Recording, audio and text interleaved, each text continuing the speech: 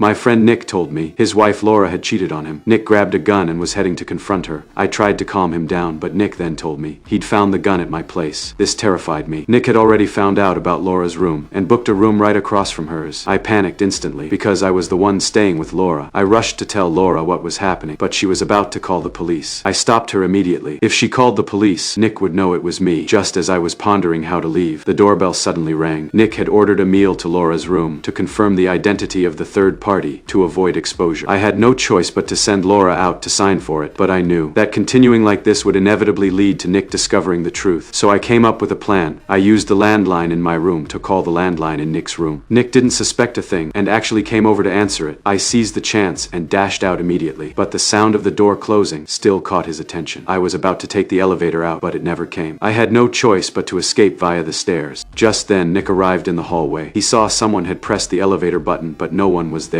He hurried to the stairs to check, but I had already hidden myself. Finding nothing, Nick had no choice but to return. A passerby appeared in the hallway. To ensure his safety, Laura intended to pull him into the room. Nick suddenly appeared and knocked him unconscious. By then, I had already left the hotel. Nick aimed his gun at the man, seeing things were taking a turn for the worse. Laura tried to explain, but unexpectedly Nick's gun went off. Just then, I realized I'd grabbed the wrong phone. My cell phone was still back in the room. I had no choice but to head back to the hotel. When I reached the door, Nick suddenly dragged me inside. Seeing him covered in blood, I was terrified. Only then did I notice Laura lying lifeless on the floor. The gunshot had drawn the attention of other customers.